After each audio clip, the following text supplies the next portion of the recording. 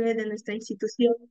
Ya, el día de hoy vamos a continuar con el desarrollo de nuestro diplomado especializado en Derecho Administrativo, Procesal Administrativo, Paz y Paga, el mismo que viene siendo organizado por el Ilustre Colegio de Abogados de Ayacucho con una certificación de 250 horas académicas, válido para concursos públicos y privados, el mismo que viene siendo de acuerdo a los lineamientos de la Junta Nacional de Justicia y la Ley del Servicio Civil.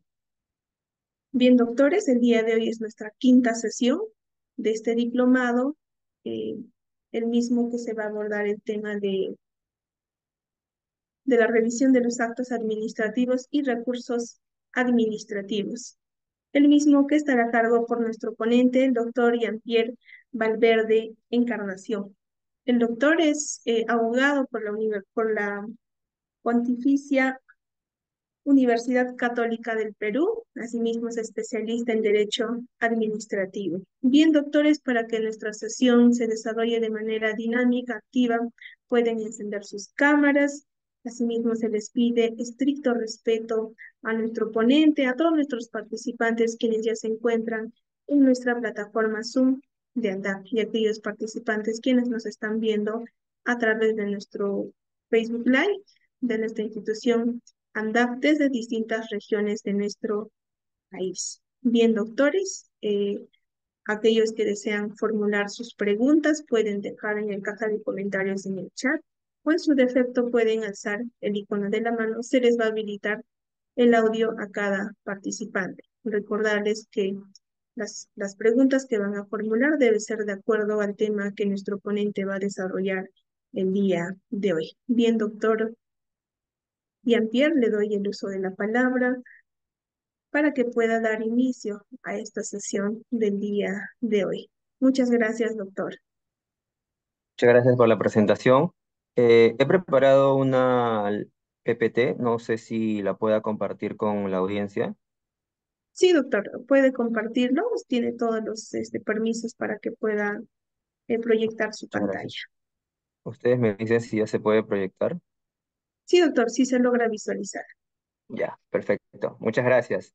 Bueno, a las 65 personas que se han tomado el tiempo y han hecho un esfuerzo encomiable por estar en este horario complicado, que sobre todo son los sábados y domingos, en que la mayoría de nosotros estamos tal vez compartiendo con la familia o realizando otras actividades, darse un tiempo para poder asistir a esta clase es bastante extraordinario, sobre todo para mí que me da el compromiso de poder estar a la altura de todas las expectativas que ustedes se generan, de escuchar esta clase sobre estas nociones que se dan en el marco del derecho administrativo.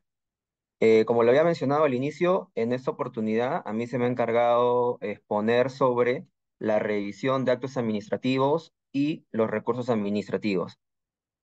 La revisión de los actos administrativos en sí y en general representan una potestad de la administración pública que puede ser promovida, que puede ser impelida directamente por ella, en la mayoría de los casos funciona así, que es una cuestión de oficio, pero también puede ser solicitada o requerida por el administrado o la administrada que está en el marco de un procedimiento administrativo, ¿no? Ahora, la revisión de los actos administrativos pueden hacerse directamente por la administración pública, que es una tutela que le concede y le atribuye la Constitución a la administración pública de hacer revisión de sus actos administrativos para encontrar, averiguar o identificar si existe algún vicio, si existe alguna cuestión sobreviniente que amerite la revisión y que tenga esto como resultado la extinción, la modificación o la conservación del acto administrativo. Pero también la puede hacer la Administración de Justicia. El Poder Judicial es quien también tiene esta facultad para revisar las actuaciones, para revisar la legalidad, la juridicidad de los actos administrativos. Y para ello tienen diversas vías, ¿no? El proceso de licividad, pero también el proceso contencioso administrativo que ya lo vamos a desarrollar más adelante. Entonces, como le había señalado, es una acción sobre los mismos actos administrativos a efectos de modificarlos o hacerlo desaparecer del ámbito jurídico en atención a lo que se encuentre y en atención también a los elementos que hayan sido y denunciados por la misma administración o, como ya se lo indicaba, por promoción del administrado que por ahí ha encontrado o ha detectado algún vicio que lleve a la nulidad del propio acto administrativo o que haya detectado que se ha sobrevenido algunas circunstancias que en el momento de la configuración del acto no existían, pero que a su vez lleve a este a ser modificado o también revocado, ¿no? Esto está dentro del marco de la competencia y de la potestad del control de los actos. La administración pública, bajo todas circunstancias, siempre tiene que velar por la satisfacción del interés público. Su compromiso, su finalidad y su objeto de ser de la administración pública siempre es estar pendiente de que el interés público sea satisfecho y por el contrario no puede permitir bajo ninguna circunstancia y por eso está proscrito que se afecte o se vulnere la legalidad o que se vulnere el ordenamiento jurídico. Entonces, en virtud a esta potestad y a esta finalidad es que se le concede esta potestad de revisión de sus propios actos, ¿no? Y como ya lo había señalado, pueden ser revisados por los órganos no administrativos, como vendría a ser el Poder Judicial, y por órganos administrativos, que es la propia administración pública. Eh, es una expresión de la potestad de autotutela revisora de la administración pública, que le permite, que le da esta atribución para controlar la regularidad de sus propias decisiones. Convengamos que la administración pública está conformada por personas que pueden equivocarse, que pueden hacer un uso incorrecto de sus potestades, de sus facultades y que pueden incurrir en vicios. Esa es una cuestión netamente humana, pero justamente para tener control posterior sobre esas decisiones en las cuales se hayan basado algún elemento que vicie por completo el acto, ¿no? La administración pública ha sido conferida de esta atribución. Y las acciones para revisar de oficio pueden ser a través de vía de recursos administrativos, es decir, la reconsideración y la apelación, y extraordinariamente, porque como ustedes sabrán, a partir de las modificaciones que se hicieron en el 2016, a propósito del decreto legislativo 1272, el recurso de revisión ya es un recurso extraordinario y que solamente está facultado por una ley especial. Pero las ordinarias son reconsideración y apelación. Y acá también cabe señalar y enfatizar que la nulidad no es un recurso. Esto es un concepto mal entendido que muchas veces yo le encuentro un origen en el recurso de nulidad que existe en el proceso penal, donde sí tiene una configuración, sí tiene una naturaleza y eh, también tiene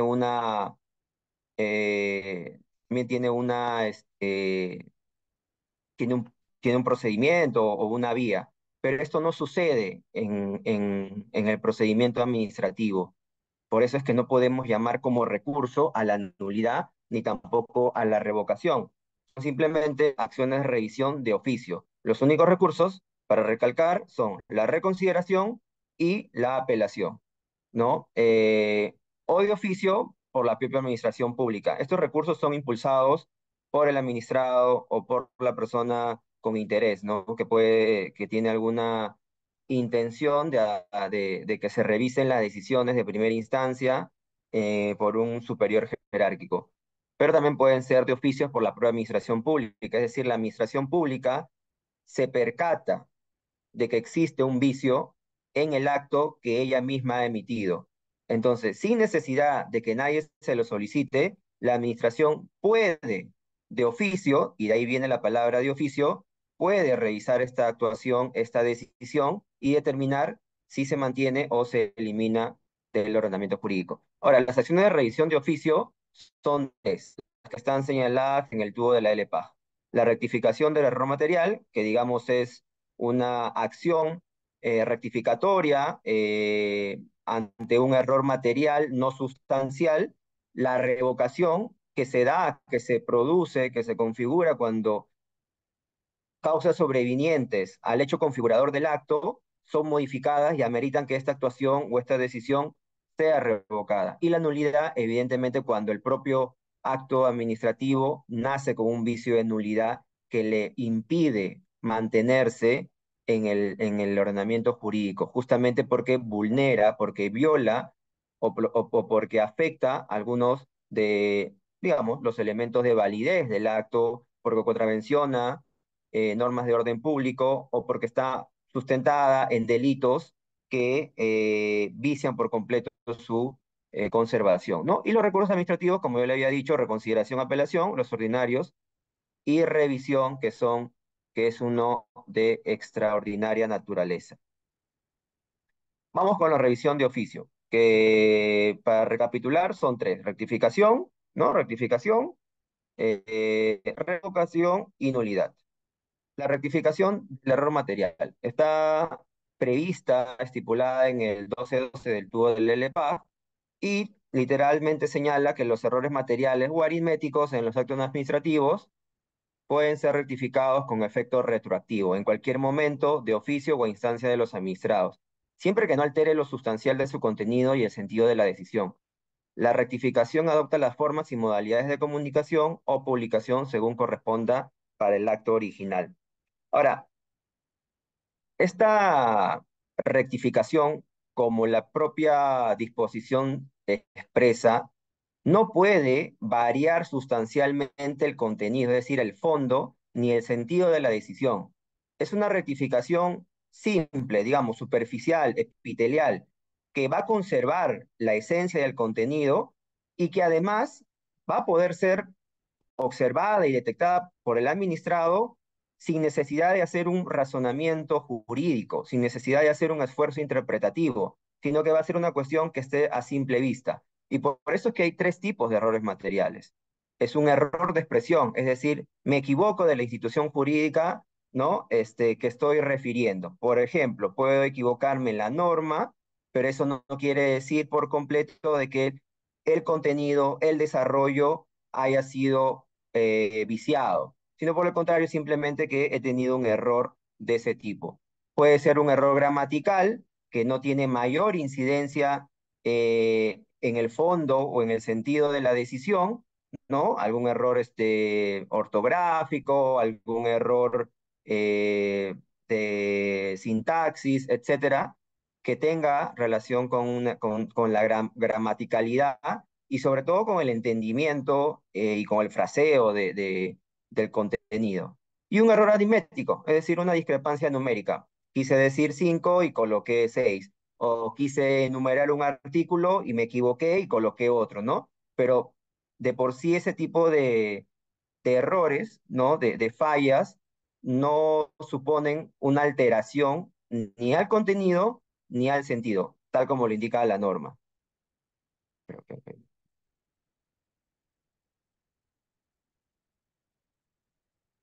A ver, sí, la revisión sí es un recurso administrativo, pero de carácter extraordinario y solamente está facultado cuando una ley especial lo autoriza bajo determinados contextos. El ejemplo más claro que se me viene son son los de procedimientos de inspección laboral, que creo que pueden llegar hasta el gobierno regional, hasta donde yo tenía entendido, pero a partir del 2016 o sea, antes sí era un recurso administrativo extraordinario, pero a partir de ese año pasó a ser extraordinario y se mantuvieron solamente los de reconsideración y los de apelación. Ahora, el procedimiento es el procedimiento tal cual, el que señala el tubo de la LPA. Ahora, pero por la propia ley especial que le comento que autoriza y faculta a esa entidad a admitir recursos de revisión, pueden disponerse plazo distinto, pero el procedimiento es el mismo, ¿no? En términos generales estoy en desacuerdo con una decisión, en este caso la apelación, y lo elevo a la vía de revisión dentro del plazo que me concede la norma. A falta de ella se le aplica el plazo de 15 días y 30 días para que resuelvan. Si es que no resuelven los 30 días, no procede el silencio administrativo positivo, sino el silencio administrativo negativo, que es la interpretación y que es lo que está señalado en el tubo de la LPA. Muchas gracias por la pregunta. Bueno, ahondando un poco más en el error material, para su detección debe ser suficiente una mera labor de constatación, ¿sí? documental sin salir del expediente tramitado. Es lo que yo le decía, no debe significar un esfuerzo interpretativo. O sea, no puedo, la persona, el administrado que recibe esa resolución administrativa y que detecta un error material o gramatical o aritmético, tiene que encontrarlo a simple vista. No puede significar, no puede ser el resultado de un esfuerzo, ¿no? De un análisis interpretativo, jurídico, porque eso implicaría tener un trastocamiento de la decisión o del sentido. Y eso ya no se califica como un error material, ¿no? Entonces, muchas veces la administración pública también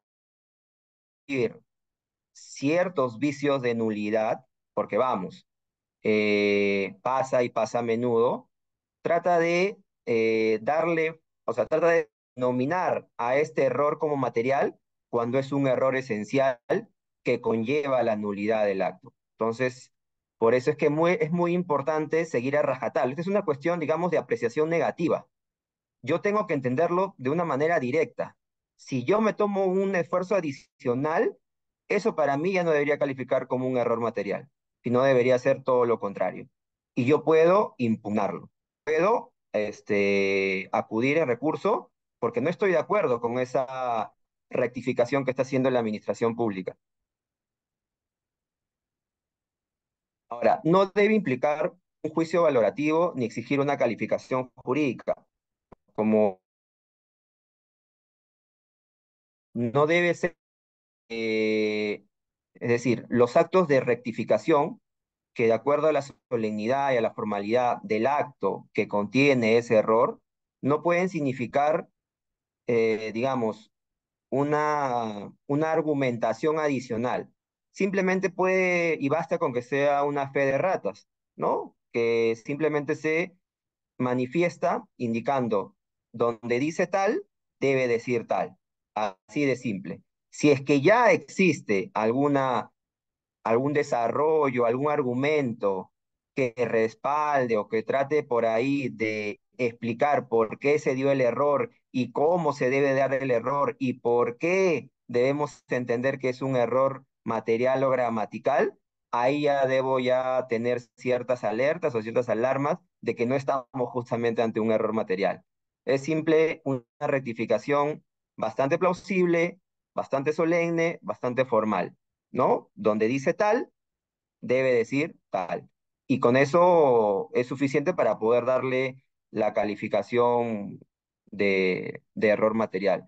Y obviamente, y es evidente que esto no puede producir la anulación, la revocación o una alteración fundamental en el sentido del acto, produciéndose uno nuevo sobre bases diferentes. Claro, esto no va a modificar la decisión, como ya lo había dicho al principio, por lo que no es necesario que en el acto de rectificación yo tenga que realizar, digamos, una reconducción o una revisión. O sea, no puedo yo veladamente realizar ninguna de estas actuaciones amparándome en que estoy rectificándome, ¿no? La administración no puede seguir esa vía.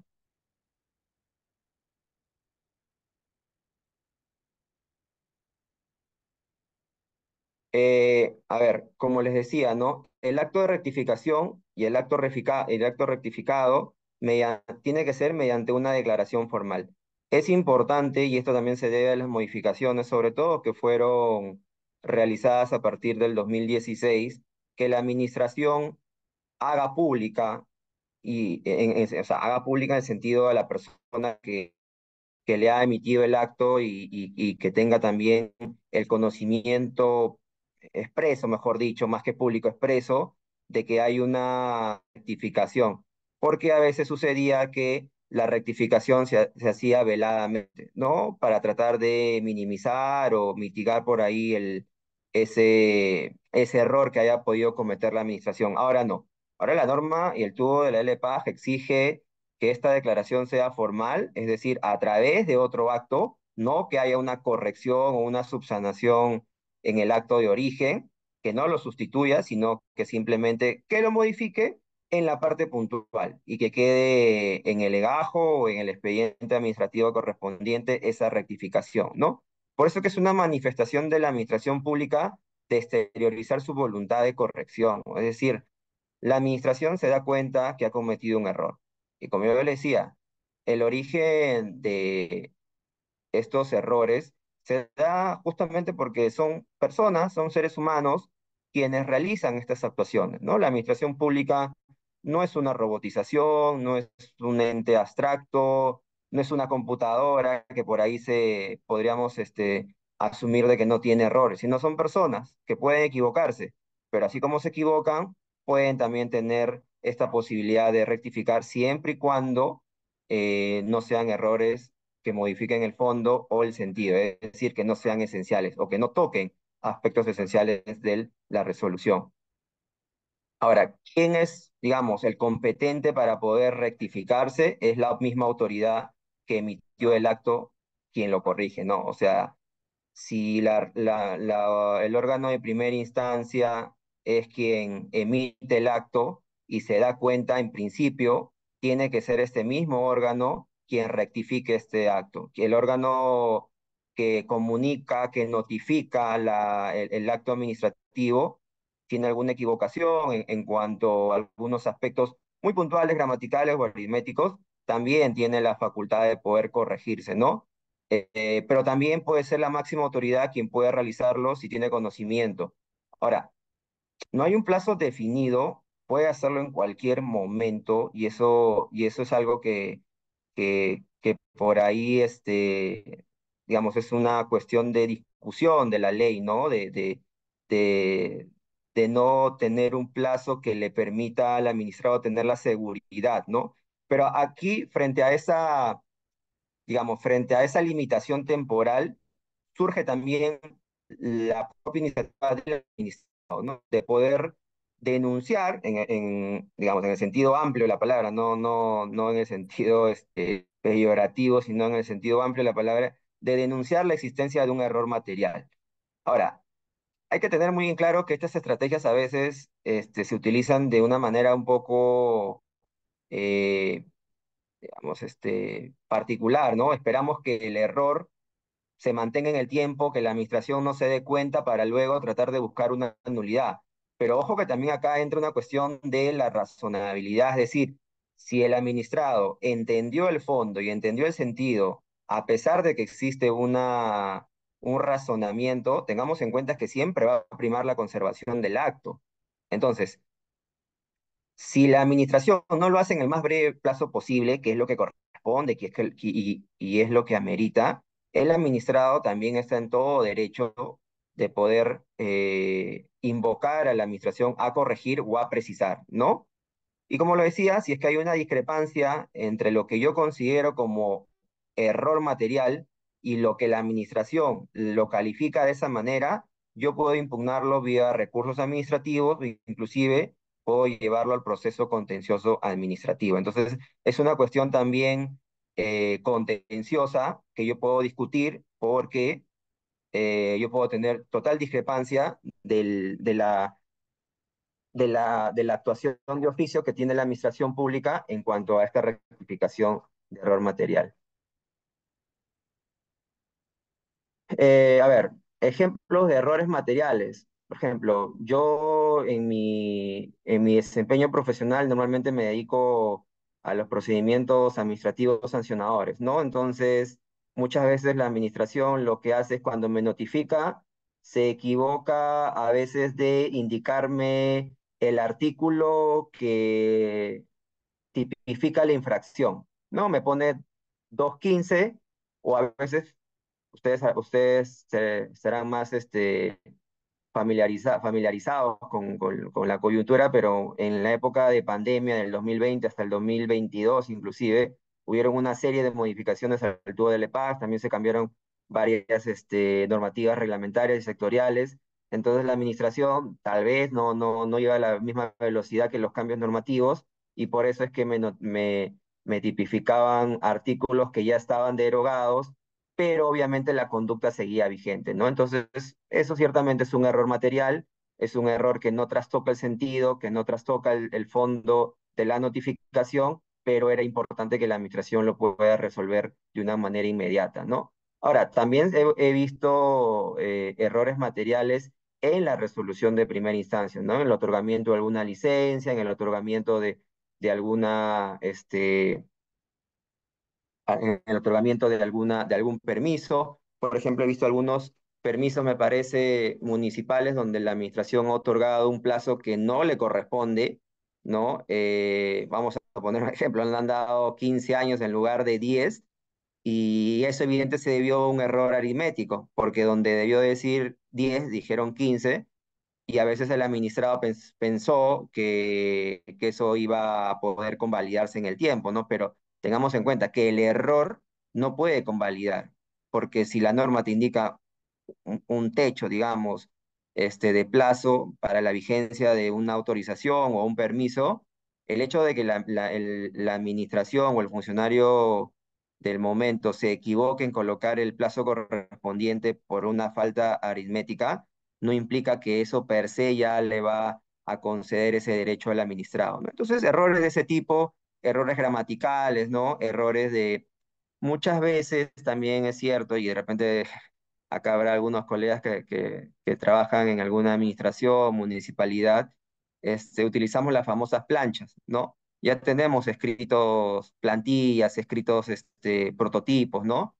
Entonces, por ahí a veces va pasado que se han equivocado de, digamos, de administrado, no han puesto el nombre incorrecto o han puesto la empresa incorrecta porque en el apuro de repente se les quedó el nombre de la plantilla y eso, mira, para algunas personas más garantistas podría significar una nulidad, ¿no? Para cierto sector de la doctrina que es más garantista significaría una nulidad porque no se ha imputado correctamente. Para otro sector no califica como una nulidad, sino como una rectificación de error material por el hecho de que todo el, todo el informe, el resto digamos, del documento, de la resolución, hace mención a la persona a la que se le está dirigiendo, ¿no? Pero, digamos, dependiendo también, vamos a ver del caso a caso, ¿no? Cómo se puede interpretar. Y lo que yo le decía, ¿no? Si es que esto realmente es un error esencial, es decir, si es que esto modifica por sí misma el contenido, el sentido de la resolución, porque podría ser que yo me equivoque de persona, pero en todo el desarrollo interpretativo, pues no, o sea, en todo el desarrollo interpretativo, en toda la motivación que ha desarrollado la administración pública, no deja dudas de que se está refiriendo a una persona, en este caso es el administrado, ¿no? Así que, dependiendo del caso, se podría considerar como una nulidad y en otros casos simple como una rectificación de error material. Ahora vamos a la nulidad de oficio. A ver, la nulidad de oficio, que es uno de los tópicos y de los conceptos más eh, sensibles e importantes y también estudiados del derecho administrativo. ¿Por qué? Porque la nulidad de oficio implica que la misma administración anule sus actos, se dé cuenta que ha incurrido en un vicio de nulidad, en un supuesto que le impida mantener vigente este acto administrativo que ella misma ha emitido. Es decir, que haga un acto de constricción y proceda a eliminar del sistema jurídico el acto administrativo. Eso ya de por sí es muy fuerte, ¿no? Es muy fuerte porque implica que la administración reconozca que se ha equivocado, pero no se ha equivocado a nivel como podría ser un error material, ¿no? Sino ya de entrar de enteramente en el contenido, en el fondo, es decir, no haber cumplido con los elementos de validez, de motivación, de finalidad, de objeto, este, etcétera, ¿no? O que lo hayan parado en un acto ilícito, o que haya contravenido alguna norma reglamentaria, legal o la propia constitución, ¿no? O procedimental inclusive, eso es bastante categórico y tiene unos efectos muy perjudiciales, no solamente por el hecho de que elimina la vigencia y la ejecutividad y la ejecutoriedad del acto administrativo, sino también que provoca acciones disciplinarias para el funcionario que emitió ese acto. Entonces, es muy importante la nulidad de oficio.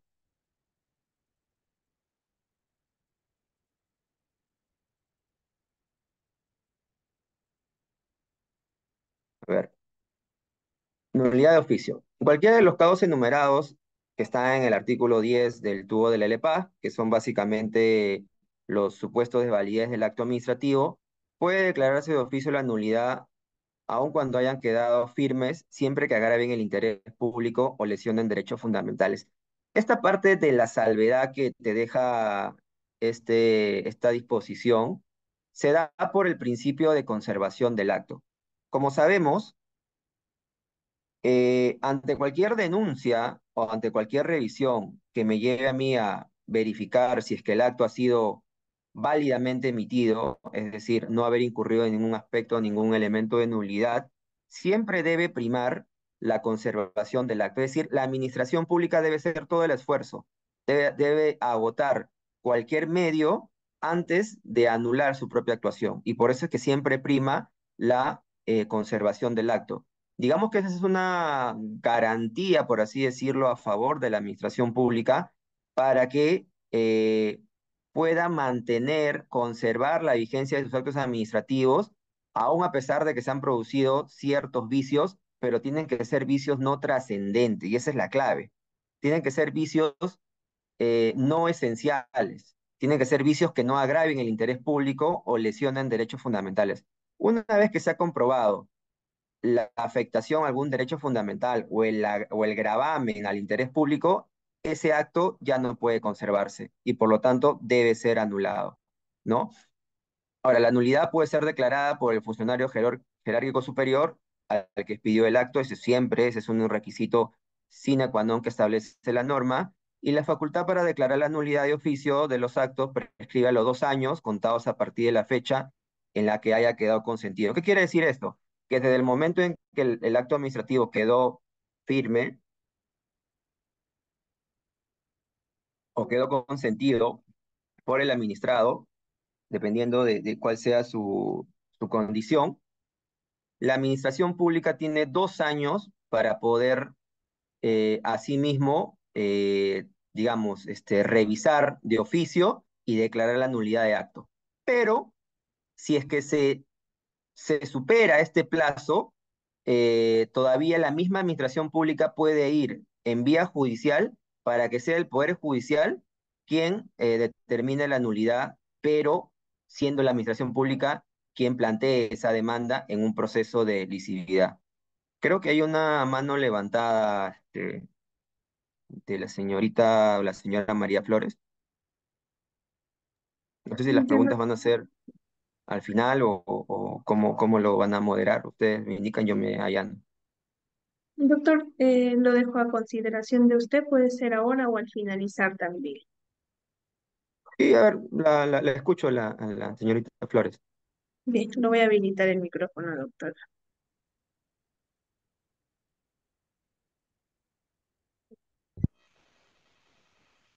¿Ya? ¿Aló? Doctor, buenas noches. Buenas noches, señora Flores. Sí, doctor. Tengo acá una pregunta, justo una nulidad de oficio, pero es de un pad, el- la instalación de un pad, ¿sí? Sí, ¿me podría un poco subir, por favor, el volumen? Porque no le llego a escuchar con mucha claridad, le escucho muy alejado. Ya, ¿me escucha? Ahora ¿Está sí, bien? ahora sí. Sí, le estaba comentando que tengo para hacer una nulidad de oficio sobre la instalación de un pad. ¿Ya le comento sobre eso? Sí, por favor, Ya, adelante. resulta que la teoría técnica anterior estuvo en el mes de diciembre de 2023, enero de 2024, solo con memo, de las cuales no le han regularizado la resolución directoral. Estamos hablando de un Ujú. hospital regional, ¿ya? Y sin embargo, firmó el informe de precalificación, ¿ya? Firmó el informe de precalificación como secretaria técnica, sin tener un RD, solo con memo, y se aperturó el procedimiento. Se aperturó el PAD con destitución y el órgano instructor de que vendría a ser recursos humanos. Mi pregunta Ujú. es, ¿cuál es el procedimiento para realizar, o si cabe ahí una nulidad de oficio, teniendo en cuenta que ese secretario técnico solo estaba con memo de designación, más no una RD? Si fuera el caso, la nulidad de oficio, eh, estamos hablando el órgano instructor que era recursos humanos. Si eso me puede absolver, a ver, por favor. Sí, claro. A ver, solamente para ponerme en contexto y haber entendido perfectamente la pregunta. Estamos hablando de la competencia que no tenía el órgano instructor, ¿verdad? O sea, que no había sido regularizada su competencia ni su asignación para que opere o funcione como un órgano instructor. Estamos en esa coyuntura. No, es esto, la inquietud es de secretario técnico. Solo estaba designado con memo, más no con RD porque no le llegaron a regularizar. Y Claro, entonces no tiene competencia el secretario técnico como tal. claro, así es, así es. Ok, ya. Sí, o sea, desde el mismo hecho de que el funcionario de turno, sea cual sea que ejerza la función, en este caso la función instructora en el marco de un procedimiento administrativo disciplinario, y que no tenga esa competencia expresa, porque acuérdense ustedes que la competencia deriva o proviene del principio de legalidad y por lo tanto es necesaria que sea emitida en los cánones correspondientes, con las solemnidades y con las formalidades que correspondan. Ya de por sí esa es una vulneración al principio de competencia, ¿no? Entonces, eso evidentemente vicia cualquier, o sea, desde ese momento ya es un acto viciado. Ahora, va a depender mucho si esto es un acto de trámite, es decir, si la imputación, ¿de acuerdo? Si la imputación de inicio del procedimiento administrativo disciplinario se trata de un acto de trámite, entonces usted lo que va a tener que hacer es esperar hasta la resolución de primera instancia, que como usted me dice, a quien actúa aquí es recursos humanos, entonces sería el, este, jefe inmediato no, sería, sí, recursos humanos, ¿no? Entonces, hasta la emisión de la resolución de primera instancia, usted recién ahí va a poder, o sea, si es que usted es la funcionaria que está siendo imputada, va a poder solicitar que se anule o que se invalide esa actuación por el hecho de haber partido desde el momento del inicio y haber sido instruido por una autoridad que no tiene competencia para tal, ¿sí? Pero si es que la administración, o sea, si es que usted no lo solicita o no lo plantea en su recurso, la administración lo puede hacer, pero acuérdese, pero desde el momento que queda firme. O sea, no puede haber otro momento. Además que no se trataría de un acto administrativo firme, sino que se trataría de un acto de trámite. Esa es la, digamos, la particularidad. Es como funciona en cualquier otro procedimiento administrativo sancionador o de gravamen, ¿no? Los inicios, la mayoría de los inicios de la notificación de inicios son actuaciones de trámite y por lo tanto no suponen una variación o una modificación en la situación del imputado, sino que simplemente es un inicio de investigación. El IFI, el informe final de instrucción, tampoco lo es. Por eso que muchas veces el IFI convalida o también a veces el IFI lo que hace es detecta esa nulidad y lo que ordena es que se subsane y le otorga un plazo adicional, ¿no? Aunque yo estoy muy en desacuerdo con esa línea de procedimiento, pero donde nosotros tenemos la oportunidad de poder impugnar y denunciar esa nulidad es a partir del procedimiento de primera instancia con los recursos respectivos. Esa sería mi apreciación y lo que yo también he podido ver a partir de mi experiencia laboral.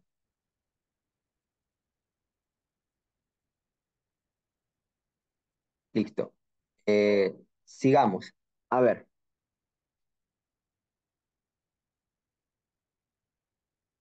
condiciones para declarar la nulidad de oficio.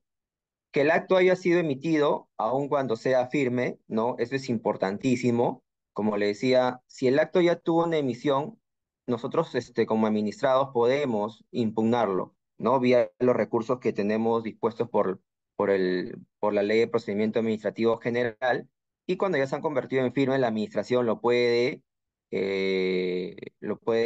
revisar de oficio e invalidarlo, ¿no? Si es que encuentra los elementos.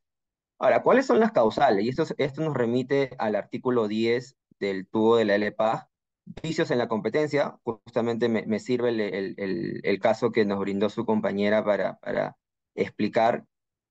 Todas las autoridades deben tener una competencia expresa. Nadie se puede arrogar una competencia que no detenta. Todas las administraciones públicas también tienen que tener una competencia a través de una ley, ¿no? Que les otorgue, que les conceda, que les atribuya, ¿no? Una competencia para realizar determinados actos. Recordemos que en la administración pública no opera la autonomía de la libertad, o sea, no es como en el ámbito privado donde las personas, los individuos, podemos realizar cualquier tipo de conducta siempre que ésta no esté prohibida o impedida, ¿no? Hay una libertad. En cambio, en la administración no. En la administración solamente pueden hacer los funcionarios todo aquello que su competencia le permite. No pueden irse más allá, no pueden hacer una interpretación análoga de su competencia y señalar que la tienen o no la tienen, ¿no? Eh, por ejemplo, tenemos el caso de la caducidad. Ya, la caducidad también fue una de las figuras que trajo a colación la, la modificación que hubo en el 2016, ¿no? Producto de este decreto legislativo 1272 y que luego fue modificada por el 1452 en el 2018, ¿no? Y lo que señalaba en grandes cuentas, instalaba la figura de la caducidad, pero no señalaba quién era la autoridad o quién era el órgano competente para declarar la caducidad, ¿no? Y esa fue una discusión que durante bastante tiempo duró porque algunas interpretaciones llevaban a que cualquiera podía declarar la caducidad y otras solamente quien, o sea, que era el mismo órgano quien emitía el acto, quien podía declararlo, ¿no? Pero finalmente hubieron muchos errores en esta interpretación en diversas administraciones públicas y la caducidad era declarada por el órgano instructor, ¿no? El órgano instructor declaraba esa caducidad a pesar de que la única autoridad para poder hacerlo era la autoridad de primera instancia, es decir, quien también podía emitir el acto administrativo sancionador. Estamos hablando en el procedimiento administrativo sancionador, y lo hacía otro órgano, ¿no?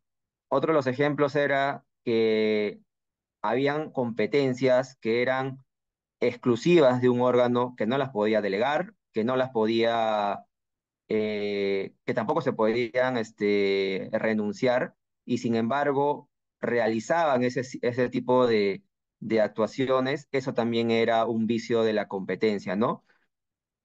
O por último, había una cuestión ya más interinstitucional, donde no se sabía quién era la institución administrativa que tenía la competencia para hacer tal cosa. Entonces, a veces por una actuación propia, una entidad A que no tenía la competencia emitía el acto, pero luego en la revisión, en, en el análisis del caso, se daban cuenta de que era la institución administrativa B quien era la competente. Por lo tanto, ese acto era nulo e inválido. Más allá que el desarrollo había sido correcto, que el análisis también había sido correcto, pero al no ser ese órgano el competente, ese acto de todas maneras va a ser inválido. Y no es un acto que se pueda conservar, lamentablemente, porque acá estamos partiendo de quién tiene la competencia para hacer qué. Entonces, esa es la premisa, ¿no? Luego, vicios en el objeto. Estamos hablando de que el objeto tiene que ser física y jurídicamente posible, ¿no? Digamos que esto es una importación que ha venido del derecho civil, ¿no? Como sabemos, en el Código Civil se establece que el objeto, en este caso del negocio jurídico o del contrato, tiene que ser física y jurídicamente posible. Bueno, eh, obligación, por así decirlo, eh, esta obligación, por así decirlo, también se ha aplicado a los elementos de validez del acto administrativo, y por eso es que un objeto, es decir, el objeto del acto administrativo, tiene que ser físicamente posible y también jurídicamente posible, ¿no? No me puede a mí, no sé, pues ordenar algo que por las circunstancias físicas, geográficas, yo no voy a poder cumplir o no voy a poder llegar a tiempo, o que jurídicamente eh, me ordenen hacer algo o me autoricen a hacer algo que vaya en contra de alguna regla o de alguna directriz, que evidentemente también la podrían convertir y la convierten, de hecho, en un acto administrativo de imposibilidad jurídica, ¿no? Entonces, tiene que manejarse en esos márgenes, en esos cánones de posibilidad jurídica, ¿no? Eh, no sé, en algún momento yo he visto que alguien solicitó eh, un permiso en un área, un permiso para instalar un negocio, me recuerdo, para instalar un negocio en un área de protección ambiental y de fauna. Se lo concedieron, pero evidentemente eso era imposible jurídico, porque en esas regiones, en esas zonas, no se permitía el comercio obviamente por un cuidado y una preservación de la fauna y de la flora silvestre. Entonces también ahí hubo un error y un vicio, perdón, de nulidad, ¿no? La finalidad. La finalidad siempre tiene que ir acorde al interés público. Nunca puede ser una finalidad particular, nunca puede haber una desviación del poder en cuanto a la finalidad, ¿no? Esto se ve comúnmente en la adjudicación de contratos de concesión, ¿no? Donde a veces existen intereses desconocidos, arcanos, ¿no? Que hacen de que la entidad le adjudique la concesión o el contrato de concesión a una determinada empresa, pero no porque ella haya satisfecho todas las condiciones que a su vez satisfagan el interés público, sino más bien porque estén en la línea de los intereses particulares del funcionario de turno, ¿no? Que de repente accedió a darle ese contrato o esa concesión, sin siquiera velar por el interés público, sino más bien velar por sus propios intereses particulares. Entonces, eso también se ve comúnmente, lamentablemente en nuestro país es pan de cada día, pero ese es un vicio de nulidad también. Vicios en el procedimiento. Claro, esto se da como o sea, a ver, comúnmente se da cuando no se respeta el íter procedimental, ¿no? Cuando no se respetan las garantías del procedimiento, no solamente del procedimiento en general para la obtención de cualquier licencia, autorización u otro tipo de derecho, la satisfacción de una expectativa legítima, sino principalmente en el procedimiento administrativo, trilateral y sancionador, ¿no? Donde hay ciertas garantías, derecho a defensa, respeto de los principios, eh, derecho a tener un procedimiento razonable, ¿no? Entonces, cuando no vemos que se respete o que se vele por el cumplimiento de estos principios, pues estamos ya entrando en un terreno de vicio, ¿no? Del vicio de la nulidad, porque se están afectando derechos fundamentales. O sea, volviendo, perdón, a la disposición de la nulidad, nos damos cuenta de que eso es muy importante en materia de la rigidez y la rigurosidad procedimental, ¿no? Eh, un caso concreto, ¿no? En el procedimiento administrativo sancionador, la presunción de inocencia es un principio de lo más garantizado.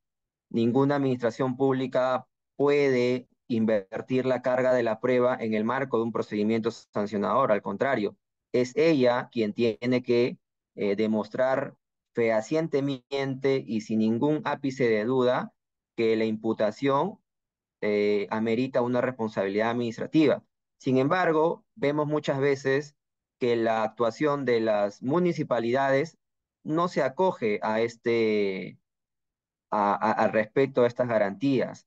E inclusive, y eso es lo más llamativo y hasta peligroso, diría yo, vemos que en los propios reglamentos de fiscalización y de sanción de las municipalidades se señala expresamente que el administrado que no responde dentro del plazo correspondiente, que a veces incluso lo reducen a menos de los 5 días que la propia ley de procedimiento administrativo general concede, ya se le considera como una, digamos, aceptación de responsabilidad.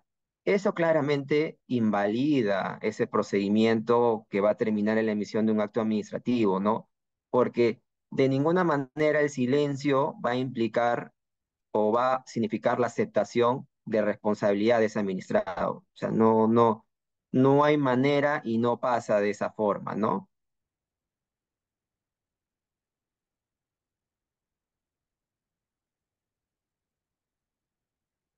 Y también están los vicios en la motivación. Tenemos los vicios en la motivación, pero acá hay que tener mucho cuidado porque no todos los vicios de motivación son calificables para entrar en el supuesto de nulidad del acto administrativo.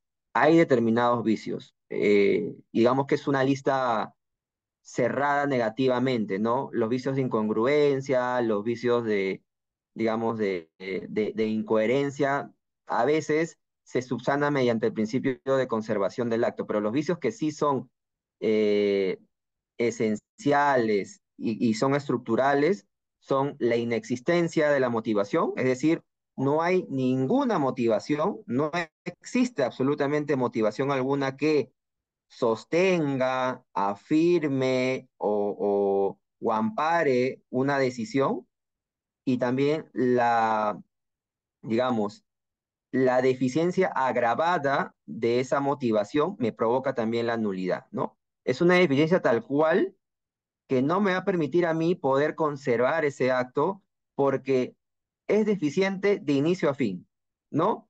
No me da seguridad a mí absolutamente de nada, no me indica absolutamente nada y no me explica ni justifica o por qué me concede o por qué me rechaza o por qué me sanciona o por qué no me otorga la autorización o el permiso que solicito. Simplemente es una cuestión que a la administración ya supera el ámbito de la discrecionalidad y pasa de la arbitrariedad. Es decir, ahí hay una desviación del poder, un acto arbitrario que a todas luces va a ser siempre calificado con, eh, con la nulidad. ¿Sí? Entonces, tenemos estas causales que hacen mención al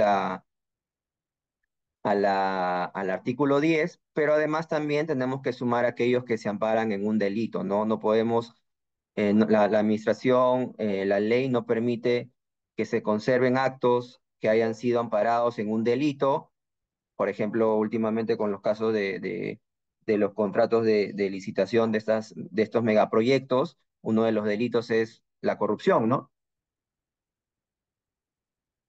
No se pueden conservar actos que hayan provenido del acuerdo ilícito entre un funcionario y un tercero que actúa como contratista y por el cual ha obtenido un trato de favor que no solamente le ha permitido ganar y hacerse con un beneficio ilícito, sino también que ha perjudicado a la sociedad, ¿no? Porque, digamos, los procedimientos de adjudicación del acto, o sea, de un acto administrativo, como viene a ser un contrato, un servicio o una concesión, sirven para poder identificar al mejor postor. Y ese mejor postor obviamente tiene que haber cumplido con todos los requisitos que están en los TDR y haber hecho la mejor oferta, la oferta más competitiva, ¿no? Entonces, cuando se otorga estos actos viciados a otras empresas que no cumplen con estos requisitos, pues también hay digamos, ahí hay un vicio de nulidad, ¿no? También estamos en los nombramientos, ¿no? No sé si ustedes se recordarán, al inicio del gobierno de Pedro Castillo comenzaron a repartirse los nombramientos en grandes, o sea, en ministerios, direcciones, y a veces habían muchas personas que no cumplían con los requisitos de experiencia, no cumplían con los requisitos digamos, de pergaminos profesionales, y aún así le daban puestos de dirección, de gerencia, ¿no? Eso también obviamente, digamos que está amparado en un delito que es negociación incompatible, ¿no? O tráfico de influencias, qué sé yo. Pero de ninguna manera una persona que haya podido competir no teniendo o no reuniendo esas condiciones o requisitos, haya podido llegar a adjudicarse con ese puesto tan importante. Y es importante porque la función pública que desarrolla un funcionario es sumamente valiosa para poder llevar a cabo el cumplimiento del interés público, ¿no? Entonces, digamos que eso también está calificado para ser declarado como nulidad. Y por último, tenemos a aquellos actos que contravienen normas de orden público, ¿no? El reglamento, leyes, constitución, ¿no? Que contravienen digamos que todo lo que no entra en el supuesto del artículo 10 vendría a ser un cajón desastre, pero hay que llevarlo con pinzas, ¿no? Normalmente hace mención a los principios, a las garantías, a derechos, etcétera, ¿no? Competencia y plazo para anular el vicio. Bueno, la potestad anulatoria de oficio no recae en el mismo funcionario que emitió el acto administrativo, eso es evidente, o sea, no va a ser el propio funcionario quien rectifique, perdón, que anule su propio acto, sino que esto siempre va a ser resuelto por el superior jerárquico inmediato. Eh, Son 2 años desde la fecha en que se quedó consentido el acto, que corre el plazo de prescripción para poder hacer esta revisión y anular el acto. Ahí eso es importante, porque muchas veces las personas entendían que el plazo de 2 años era para que la autoridad inicie su revisión, ¿no? Pero no, es el plazo que tiene para anular el acto. Son 2 años desde que se quedó consentido el acto. O sea, por ejemplo, si es que se consintió el acto en vía de apelación, digamos, hoy que estamos, me parece, 20 de abril, ¿sí? Entonces, el 2024. Entonces, la administración tiene hasta el 20 de abril del 2026 para anular su acto. ¿De acuerdo? Entonces, es importante. No es que la administración tiene hasta el 20 de abril para iniciar su revisión y que luego tenga un plazo adicional. Muchas veces la administración pública ha hecho esta contabilización que no es acertada y que le ha llevado luego a ir a la segunda opción, que es la que ya implica demandar en un proceso de licividad que tiene un periodo de 3 años todavía para poder hacerlo luego de que haya prescrito el plazo de 2 años que tiene la propia administración, pero esta vez para que el Poder Judicial venga en auxilio y pueda anular el propio acto. Pero ahí es la administración pública quien va a decirle, se me pasó el plazo, ve en Poder Judicial o ve en juez contencioso administrativo y revisa el acto, te hago el sustento, te indico cuál es el error, el vicio de nulidad, pero tú también, digamos, anúlalo, ¿no? No, o sea, el de 2 años es el límite, digamos, es el techo. No puede superarlo, pero lo puede hacer al mes, 2 meses. Ahora, una de las prácticas saludables que ustedes pueden hacer, no sé, dependiendo si trabajan o no en la administración pública, pero si no lo hacen, si trabajan o sea, si no trabajan en la administración pública, pueden solicitarle a la administración pública que haga una revisión de sus propios actos, ¿no? Ahora, eso no significa que se inicie un procedimiento de revisión de oficio, no va a abrir ese camino. O sea, yo detecto que hay un acto, o sea, detecto que hay un vicio de nulidad, ¿sí? Ya tengo un acto consentido, digamos, solicité una autorización, no me la dieron, impugné, no me la dieron, entonces ese acto ya quedó consentido. Sin embargo, yo detecto que hay una nulidad, que de repente la administración no lo revisó, no lo consideró. Pues yo puedo, a iniciativa propia, acudir a la administración, a su superior jerárquico y decirle, he encontrado este elemento de nulidad, por favor, revísalo y declara la nulidad de oficio si es que tú encuentras los elementos. Pero evidentemente que es una vía bastante, eh, o sea, no va a depender de una cuestión nuestra. Es más, la administración la califica esto como una petición administrativa y en sí es una petición administrativa, ¿no? Donde nosotros lo que hacemos es pedirle a la administración que revise, porque acuérdense ustedes que la nulidad siempre es de oficio, nunca va a ser una actuación. que el administrado va a poder abrir en un contencioso o un procedimiento administrativo. Entonces, por eso podemos hacer eso, pero, pero digamos que la administración pública no está forzada ni siquiera justificar, ¿no? Y con eso yo quiero decir todo, ¿va? Ni siquiera justificarnos ampliamente del por qué no aceptó nuestro pedido, ¿no? Pero digamos que la vía más importante es la de los recursos y luego ya continuar la discusión en un proceso contencioso administrativo. Pero lo pueden hacer desde el día siguiente que emitió el acto, o sea, no hay ningún impedimento.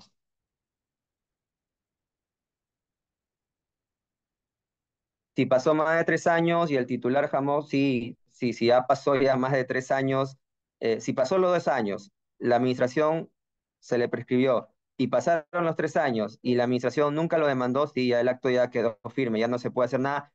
¿Por qué? Y ustedes se preguntarán, ¿no? Por una cuestión también de seguridad jurídica, o sea, el administrado no puede estar en una situación de dependencia o dependencia infinitamente, ¿no?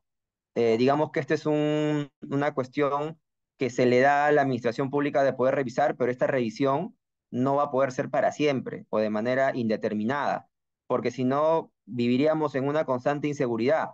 Obviamente que ya luego se abrirán procesos disciplinarios, penales, si es que corresponde al funcionario por no haberse dado cuenta de eso o al titular de la administración, pero al administrado ya no, o sea, por eso es que son plazos muy definitivos, 2 y 3 años, y esos son los únicos que rigen.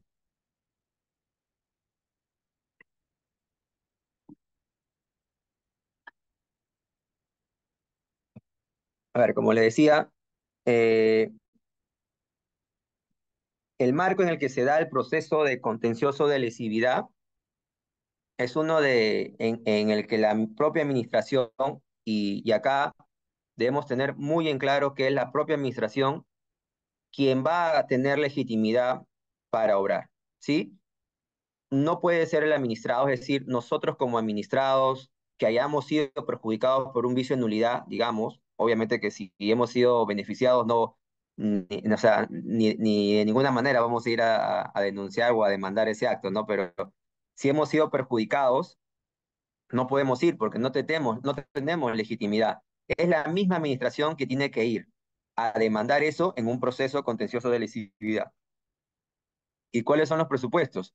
Tutela administrativa de legalidad e interés público. Es decir, es la misma administración quien se da cuenta y por lo tanto tiene que acudir al Poder Judicial, que finalmente es el órgano por antonomasia que revisa la actuación de la administración pública. Más adelante le voy a explicar en qué se basa esta afirmación a propósito de la existencia de los recursos y de esta, digamos, interpretación a veces que se le ha hecho del famoso aforismo jurídico de la pluralidad de instancia, ¿no? De esta obligatoriedad de que el Estado debe proveer la pluralidad de instancia, pero bueno, yo les voy a explicar eso en un momento, no me quiero distraer del tema.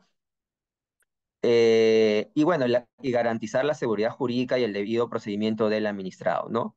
Entonces, ¿cuáles son los requisitos objetivos? Que el acto que haya causado estado, es decir, que ya frente a ese acto no quepa ningún recurso administrativo en la vía administrativa, que el acto que ha otorgado reconocido derechos e intereses administrados, acto irrevocable en sede administrativa, ¿no? Y como le decía, ¿no?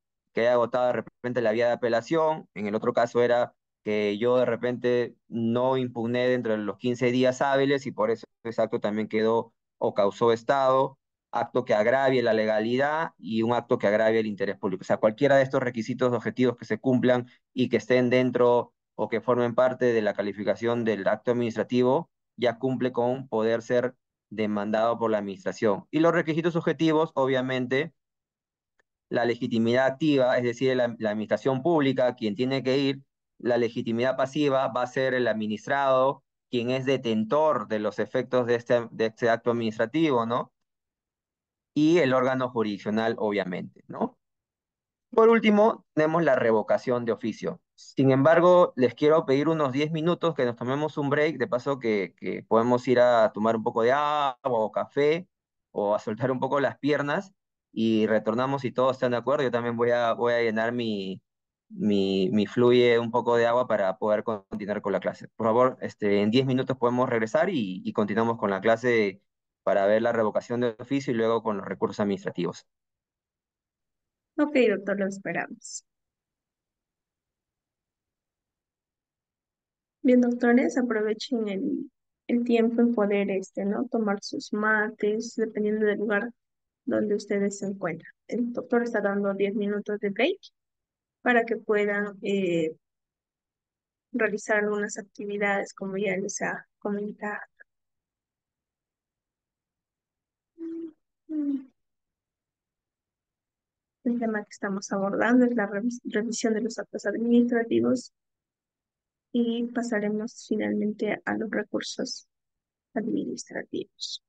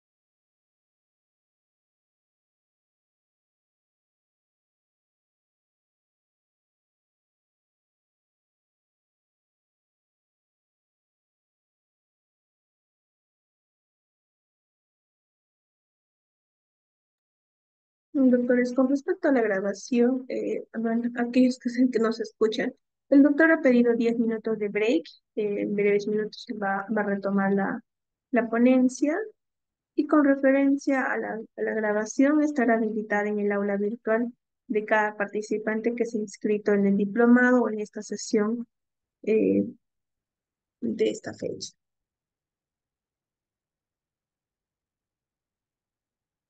Estaremos retomando la sesión a las 8:25, 8:28, doctores, porque el doctor tomó, como les reitero, un pequeño break de 10 minutos. Aprovecharon ese, tema, en ese tiempo de ir al servicio higiénico, tomarse su mate.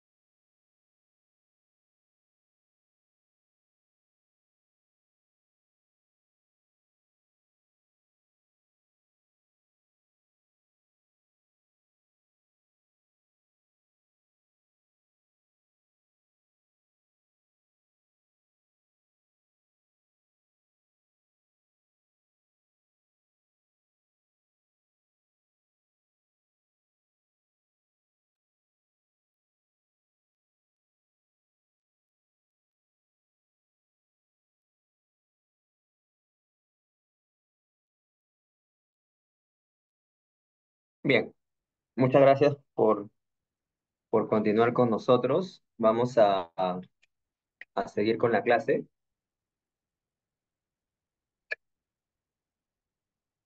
Digamos con el tema de la revocación de oficio. Un segundo.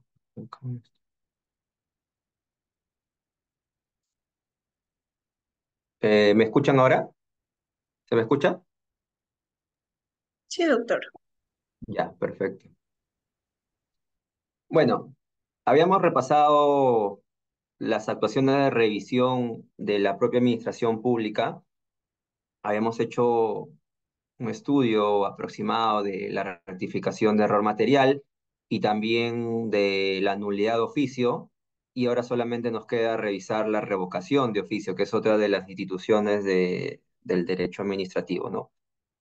La revocación de oficio está prescrita en el artículo 214 del tubo del LPAG e implica, a diferencia de la nulidad de oficio, hacer una reevaluación de las condiciones o circunstancias que se dieron o existieron al momento de la emisión del acto. Es diferente a la nulidad de oficio porque en el caso de la nulidad, lo que se busca es encontrar un vicio de origen, un vicio que que provoque la extinción o sea, la extinción del acto administrativo, pero por un vicio de origen, ¿no? En este caso, el acto administrativo, en la revocación me refiero, el acto administrativo ha sido válidamente emitido, ha cumplido con todos los requisitos, o sea, no hay duda de su legalidad. Sin embargo, con el transcurrir del tiempo se produjeron circunstancias que ameritan o llevan a la administración pública a hacer una revisión, en este caso para determinar si es que el acto se modifica o se mantiene, ¿no? Dependiendo de lo que resulte de su investigación. Y nuevamente es una actuación de oficio, ¿sí?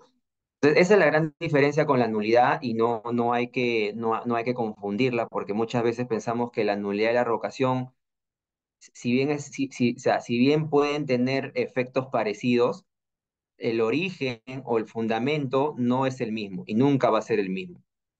Eh, Además, que la nulidad tiene efectos retroactivos, ¿no? O sea, los efectos de la nulidad se retrotraen hasta el origen del vicio, que puede ser desde el inicio como que puede que se haya dado posterior al inicio del procedimiento. O sea, hasta ese momento es donde se retrotrae. En cambio, en la revocación es a partir del momento en el que se declara la revocación, es decir, con efectos a futuros, no hacia atrás. Ahora, ¿cuándo se da la revocación o cuándo se puede dar la revocación? ¿No? Cuando la facultad revocatoria haya sido establecida por una norma con rango de ley. Eso es importantísimo. Y lo digo con bastante categoría porque he visto muchas administraciones públicas que se han ellas mismas atribuido esta potestad de revocación a través de un reglamento, es decir, su ley de creación o su ley orgánica o una ley de desarrollo posterior, ¿no? O un decreto legislativo, un decreto de urgencia también puede ser, no le habilita para poder revocar. Sin embargo, ellos haciendo una interpretación entienden o entendieron que sí lo podían realizar y se dieron esa facultad, pero en un reglamento. Eso obviamente va a, les va a impedir y va a generar también de que o sea, que el acto de revocación sea inválido. Ya no el acto administrativo al que ellos pretendieron revocar, sino el acto revocatorio, porque no tienen competencia, ¿no? Entonces, es importante de que exista una norma con rango legal, que puede ser una ley, un decreto legislativo, un decreto de urgencia, ¿no? Que le otorgue esta facultad. Siempre que se cumplan los requisitos que están previstos en la norma, que son los siguientes, ¿no?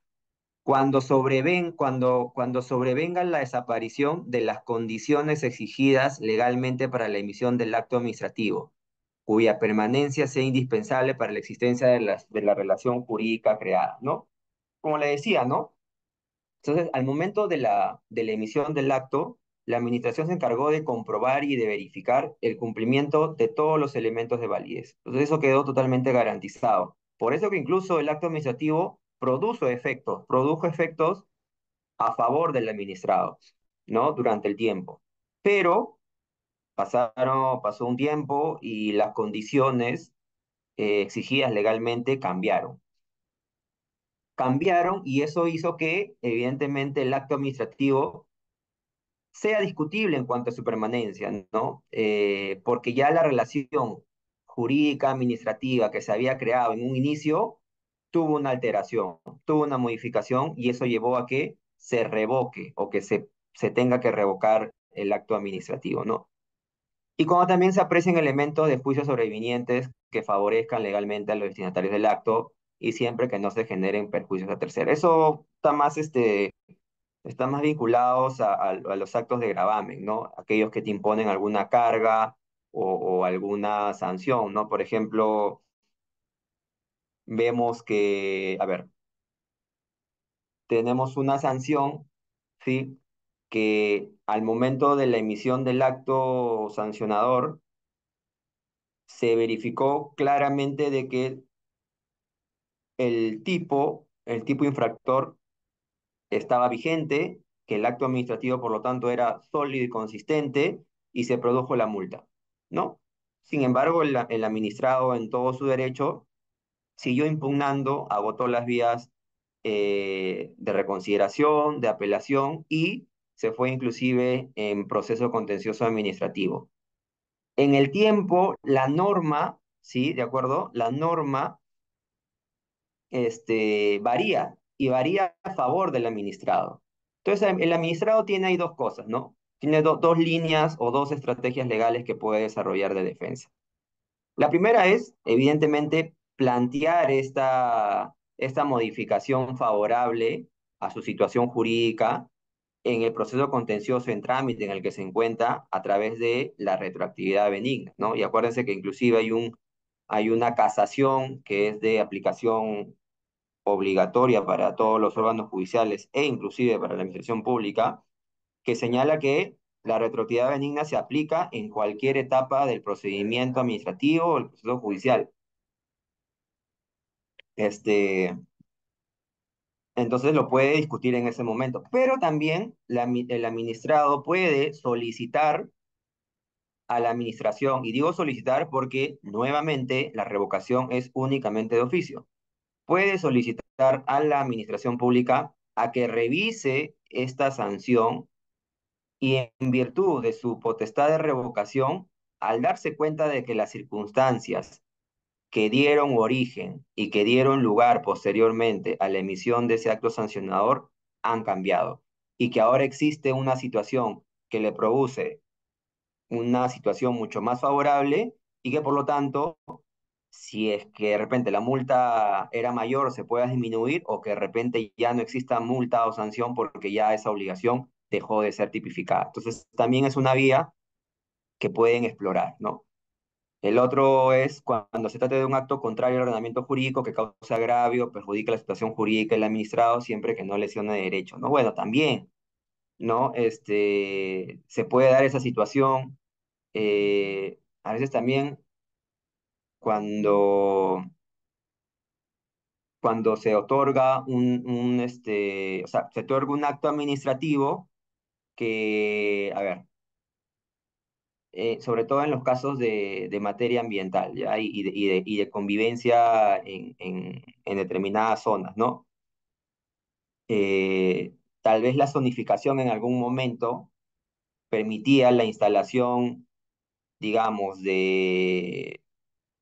vamos a decirlo, de fábricas o de plantas, ¿no? Pero que emiten una emisión tóxica y que luego por efectos del desarrollo urbano, de la expansión urbana, esa zona se convierte en residencial.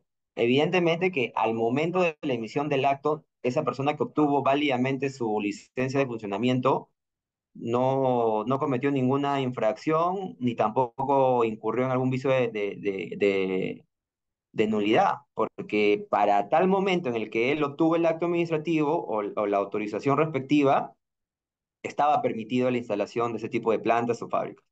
Sin embargo, en el tiempo las circunstancias cambiaron. Sí, ustedes dirán, claro, pero en ese momento él no imaginaba que en algún momento esa zona iba a cambiar de calificación, y que por eso, digamos, hay un derecho constituido, un derecho adquirido que no puede ser modificado porque perjudicaría al interesado o a este administrado, ¿no?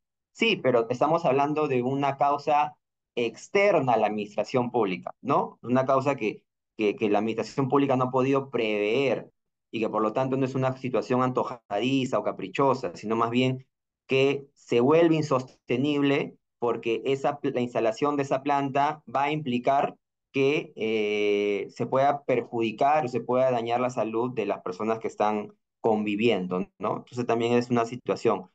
Y por último, este solo puede ser declarada por la más alta autoridad de la entidad. Sí, evidentemente solamente puede ser declarada por la máxima autoridad jerárquica de una entidad, no puede ser declarada por un órgano de menor jerarquía y previa oportunidad a los posibles afectados, se le tiene que otorgar un plazo no menor de 5 días para presentar sus alegatos y evidencias a su favor, ¿no? O sea, digamos, cuando hay afectación, o sea, si el acto administrativo que va a ser revocado no tiene una afectación directa en algún administrado, pues no hay sentido en abrir este procedimiento, pero si lo hay, la administración está en la obligación de convocar y de concederle 5 días hábiles al administrado o a los administrados, si es una comunidad, para que puedan hacer descargos y defenderse, ¿no? Porque evidentemente van a verse eventualmente perjudicados en un derecho que ellos tenían otorgado, ¿no? Ahora, los actos administrativos declarativos o constitutivos de derecho o intereses legítimos no pueden ser revocados, modificados, sustituidos de oficio por razones de oportunidad, mérito y conveniencia. Estamos hablando acá, y eso hay que manejarlo con pinzas, ¿sí? Porque de repente esta redacción puede sonar un tanto confusa si es que partimos del hecho que la administración puede revocar todo, ¿de acuerdo? Lo que está diciendo acá, y por eso es que la última parte es la importante, es por razones de oportunidad, mérito o conveniencia. Es decir, que la administración, o sea, para aquellos actos declarativos o constitutivos de derecho, la administración sí puede revocarlo. Lo voy a leer de esa manera, en positivo. Sí puede revocarlos siempre y cuando las circunstancias o digamos, las razones por las cuales revoca no tengan que ver con una condición que ellos mismos han generado. Porque eso sí sería una cuestión que caería en razones de oportunidad, mérito y conveniencia, y por lo tanto no procedería a la revocación. Es decir, tiene que ser una situación fuera de su ámbito de control, externa, exógena, en los que la administración no haya tenido participación o intervención alguna, ¿no? A ver, supongamos que usted tiene, eh, mm, usted tiene autorización para poner un negocio, una bodega en una, a ver, vamos, a mitad de camino de una carretera muy concurrida, muy transitada, usted solicita a la municipalidad distrital la autorización para poner un establecimiento de comida, ¿no? Bueno, es una zona que no es muy concurrida porque es de tránsito permanente, pero sirve para poder brindar ese servicio, ¿no? Y a usted le es muy rentable. Eso lo pidió hace 10 años. Sin embargo, hacen una exploración, ¿no?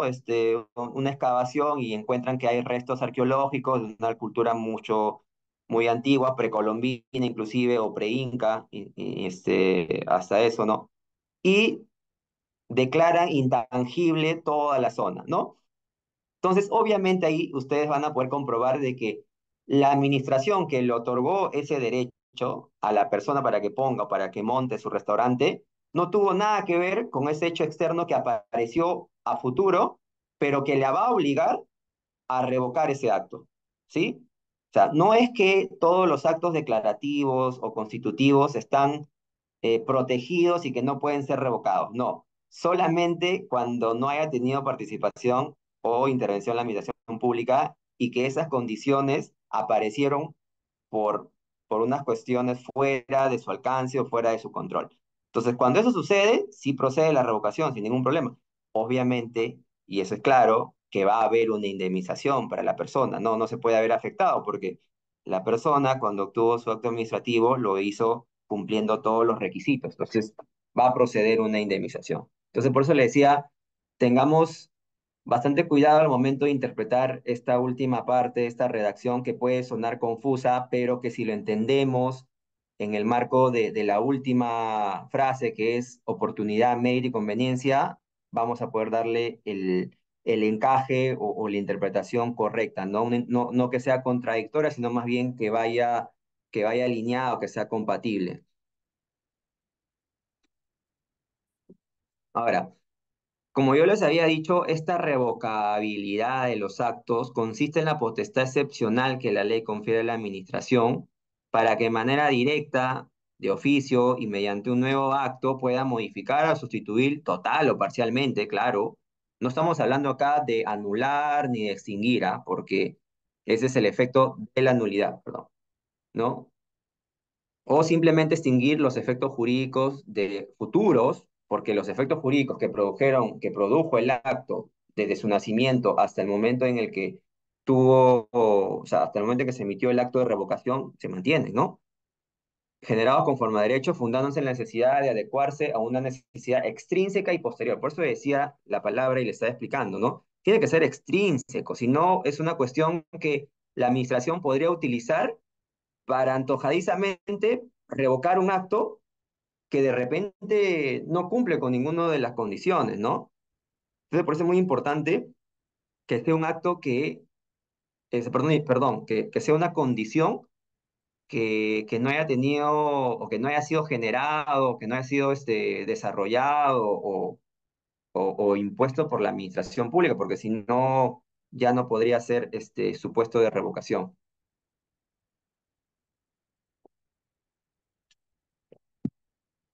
Ahora, las reglas para invocar la revocación. Revocación motivada de actos no favorables. Lo que le explicaba, ¿no? Los actos de gravamen. El acto que te pone una carga, que te pone una penalidad, una sanción, una medida disciplinaria, ¿no? Que a la luz posterior de los hechos se haya modificado a favor de ese administrado, de ese imputado o de esa persona, pues puede solicitar o la misma administración puede revocar esos actos, ¿sí? Entonces eso es algo que también se entiende así. Interdicción de revocabilidad de actos declarativos o constitutivos de derecho. Es lo que yo le decía, ¿no? En principio, en teoría, los actos declarativos o constitutivos de derecho no, es decir, no pueden ser revocados, en teoría, ¿no? Y eso es uno de los argumentos, por ejemplo, que utilizaron algunas griferas. Ustedes se recordarán, de repente, algunos de ustedes han tenido la oportunidad de ver que hace mucho tiempo, ahora ya no, son pocos realmente los grifos que funcionan de esa manera, pero hace mucho tiempo habían grifos que se instalaban o que se construyeron en el medio de la pista, ¿no? O sea, ida y vuelta y en el medio había un grifo. Esos grifos eran autorizados por las municipalidades y otros permisos también ambientales y por lo que en esa época funcionaba era el Ministerio de Energía cuando todavía no había separado los INERMIN, ¿no? Se lo otorgaban y estaba correctamente otorgado ese permiso o esa autorización, no había ningún problema. Sin embargo, luego salió una ley y ahí es donde yo quiero decir, es una ley en el que la administración que otorgó el acto no tuvo nada que ver, ¿no? Es una ley que vino del Congreso, recuerdo, que prohibía la instalación de grifos en la vía pública, o sea, perdón, en medio de las pistas, y que eh, o sea, y que esos permisos solamente se podían dar, ¿no? Que creo que fue en la ley de licencia de licencia de funcionamiento, si mal no recuerdo, que solamente se podían dar en esquinas, ¿no? Por eso que ahora vemos que todos los grifos están colocados en esquinas, ¿no? O sea, dentro de los bloques habitacionales o de residencia, pero están en las esquinas. Y ya no vemos ningún grifo, bueno, algunos que todavía funcionan, pero a causa de amparos o de medidas cautelares. Y justamente el argumento que ellos, este, eh, que ellos defendían era que esos actos eran actos constitutivos, o sea, que ese derecho ya les había sido otorgado de hace mucho tiempo y que ellos no habían infringido ninguna norma, que ese acto no tenía ningún vicio de nulidad y que por lo tanto no podían ser revocados, ¿no? Pero como les digo, siempre y cuando la administración no lo haya provocado. O sea, si ese acto que modifica la administración lo provoca y estamos hablando de un acto declarativo o constitutivo, pues no procede la revocación. Pero como en el caso de los grifos, si es un acto que la administración no controla, es exógeno, pues sí procede la revocación. Es lo mismo que pasó con esta ley que prohibió que, me parece, a menos de 50 metros, recuerdo, de un colegio no podía funcionar una discoteca o un tragamonedas, ¿no? Entonces las administraciones municipales otorgaban estos permisos a las discotecas o, o a los tragamonedas, porque no había ningún impedimento. Sin embargo, salió esta ley que vino del Congreso, que es otra institución que no, en la que no tiene participación alguna la municipalidad, que prohibió, ¿no? Que prohibió, creo que me aparece en una política de salud, entonces la administración procedió a revocar, pero nuevamente estas discotecas y municipalidades también siguieron operando a causas de cautelares. De hecho, hay muchas, bueno, ya no, porque luego le fueron revocados, pero mucho tiempo habían dos discotecas muy famosas que operaban en el centro de Lima, me parece que era la calle 8 y Los Botes, que estaban a pocos metros del Colegio Guadalupe y otros colegios más, que siguieron operando por años, ¿ah? A causa de estas cautelares y amparos que habían planteado contra la municipalidad. Pero al final el Poder Judicial no les dio la razón y tuvieron que ser clausuradas permanentemente. No, ya creo que ya no funcionan, creo que ahora hay un banco en una de ellas y en el otro hay una caja municipal, me parece. Pero sí, el administrado puede impulsar, y te agradezco la pregunta porque ese es el término, impulsar, promover, pero no puede plantear o abrir un procedimiento de revocación, porque la revocación siempre es de oficio.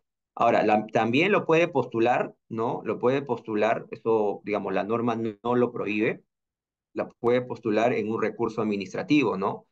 El administrado. O sea, si está en el plazo para presentar o para impugnar, lo puede hacer sin ningún problema. Pero digamos, si es que se le agota la vía administrativa y aún así estando en la vía judicial, el administrado puede presentar un escrito que es, digamos, en el marco de su derecho de petición administrativa y puede impulsar, como el término ha sido utilizado, para que la administración pueda revocar, ¿no? Ahora, el administrado o cualquier ciudadano, ¿ah? Ojo, ¿ah? O sea, digamos, volviendo al ejemplo esto de las discotecas o de los grifos, ¿no? O sea, cualquier ciudadano podría dar aviso.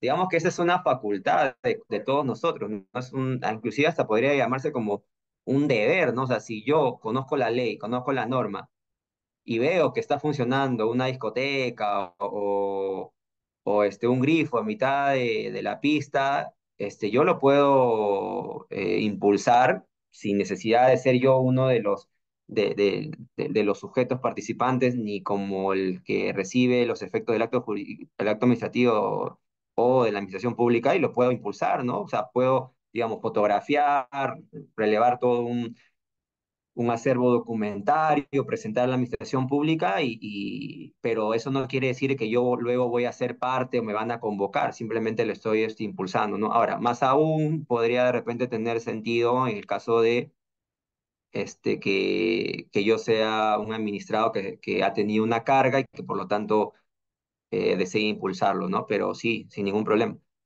Y la revocabilidad de actos favorables en dos situaciones, ¿no? Por cambio sobreviniente en las circunstancias externas del acto, que es lo que yo le decía y estaba reiterando con bastante énfasis, porque me importa mucho que puedan tener esta distinción, y por la calificación expresa en norma legal de la necesidad de revocar actos favorables, ¿no? Entonces, digamos que esta calificación expresa es la competencia que le da la norma legal, ¿no? O sea, yo te doy la competencia y también te autorizo, o mejor dicho, te ordeno. O sea, sale una ley que ordena a todas las administraciones públicas a revocar estos actos.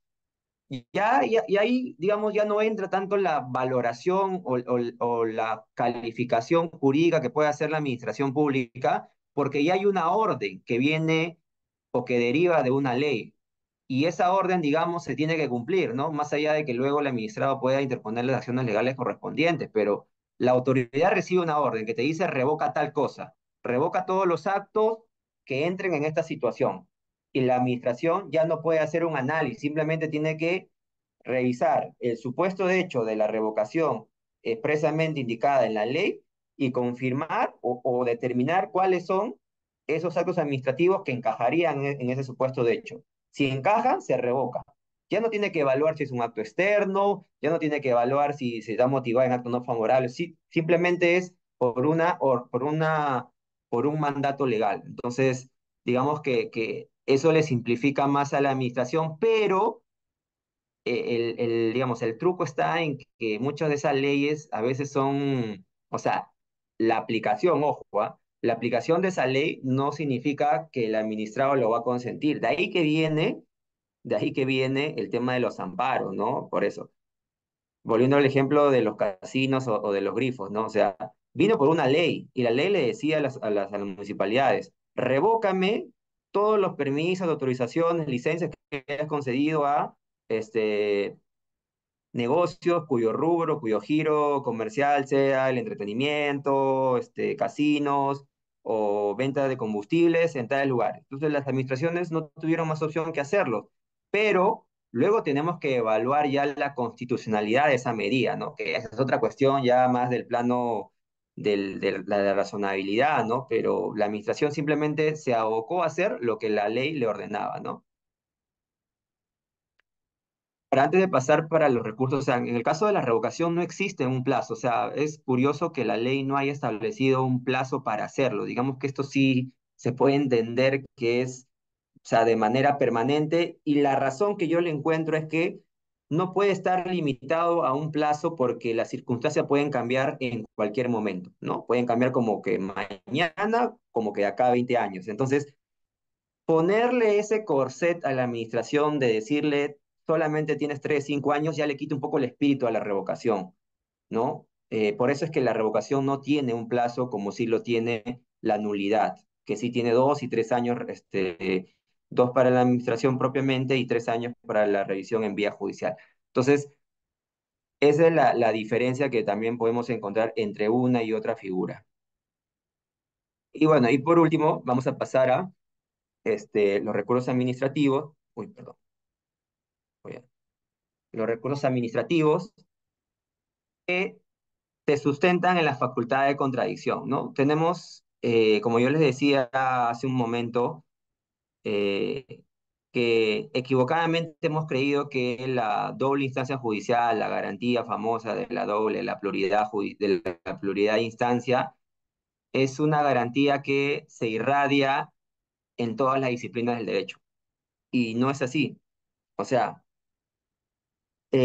solamente en algunos países del mundo y mayormente en los países de Sudamérica, la doble instancia o la pluralidad de instancia se ha vuelto una regla que opera para todas las disciplinas, cuando originalmente solamente estaba pensado para el derecho penal, por una cuestión de protección del bien jurídico que se estaba poniendo en juego, que es la libertad, y en algunos lugares la vida, ¿no? Porque a veces la condena puede ser la terminación de la vida.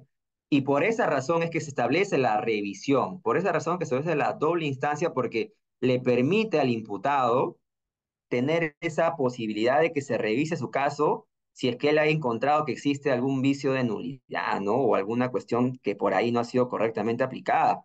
Pero eso no debería o sea, trasladarse o extenderse a otras disciplinas. O sea, como pasó en el derecho civil o en el proceso civil, también lo quisieron traer al procedimiento administrativo, ¿no?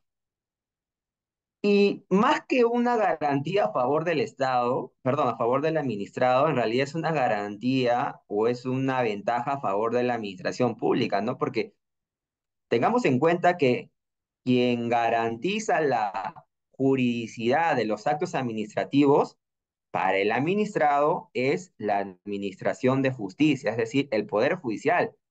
No hay otro. sea, erradamente hemos equivocado la función que tiene el Poder Judicial para el procedimiento administrativo o para los actos administrativos, ¿no? Nos hemos de repente puesto más o enfocado más en cómo resuelve la administración pública y por eso existen estas vías de reconsideración y apelación, pero quien realmente hace esta evaluación de la legalidad y de la juridicidad es la Administración de Justicia.